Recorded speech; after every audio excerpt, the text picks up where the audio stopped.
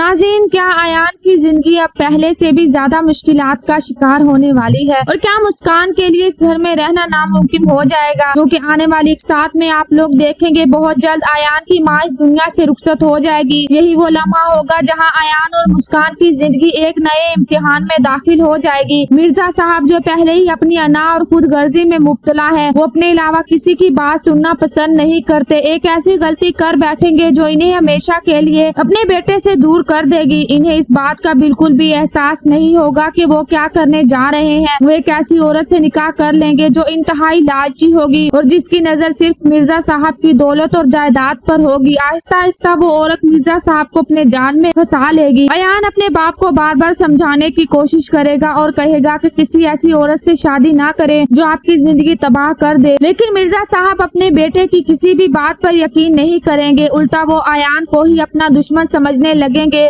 और आखिरकार इसी औरत को अपने घर ले आएंगे। इस औरत की वजह से अयान और मुस्कान की जिंदगी मजीद मुश्किल में घिर जाएगी। वो मिर्जा साहब के दिल में अयान और मुस्कान दोनों के खिलाफ नफरत भर देगी। मिर्जा साहब जो पहले ही इस पर अंधा एतमाद कर चुके होंगे, इसकी हर बात मान लेंगे और आखिरकार अपने ही बेटे को घर से दूर कर देंगे। यहाँ तक कि मुस्कान और अयान को घर छोड़ने पर मजबूर होना पड़ेगा। दूसरी तरफ मोहिनी एक बार फिर अयान को अपने काबू में करने की कोशिश कर देगी। जिसकी पूरी कोशिश होगी वो मुस्कान को हमेशा के लिए अयान की जिंदगी से निकाल दे, क्योंकि मुस्कान ने इसे साफ अल्फाज में कह दिया था कि बहुत जल्द वो अयान को इसकी असर से निकाल कर अपनी मोहब्बत का एहसास दिला देगी। यही बात मोहिनी की अना पर गहरी चोट बन जाती है। वो हर कीमत पर दोबारा अयान के दिल में अपनी जगह बनाने की कोशिश करती है। मोहिनी अयान को यकीन दिलाने की कोशिश करेगी कि मुस्कान ही इन दोनों के दरमियान आई थी। वो कहेगी कि मैं तुमसे बेहद मोहब्बत करती थी, लेकिन मुस्कान ने तुम्हें मुझसे छीन लिया। उधर एक और बड़ा हंगामा खड़ा होने वाला है। मोहिनी का बाप इसे जारून के साथ गाड़ी में बैठा देख लेगा। ये मंजर देखते ही इसके पैरों तले जमीन निकल जाएगी। गुस्से से बेकाबू होकर वो मोहिनी को घर ले आएगा और सख्त लहजे में पूछेगा कि आखिर वो शख्स कौन था जिसके साथ तुम गाड़ी में बैठी हुई थी। लेकिन मोहिनी हमेशा की तरह बेबाक अंदाज में सारी हकीकत अपने बाप के सामने रख देगी। वो साफ कहेगी कि मैं जारून से मोहब्बत करती हूँ, इससे शादी करना चाहती हूँ और मुझे कोई भी इससे दूर नहीं कर सकता। यही वो शख्स है जो मेरे ख्वाब पूरे कर सकता है। ये सुनते ही इसका बाप गुस्से में कहेगा, तो क्या तुमने इसी के लिए अयान को छोड़ा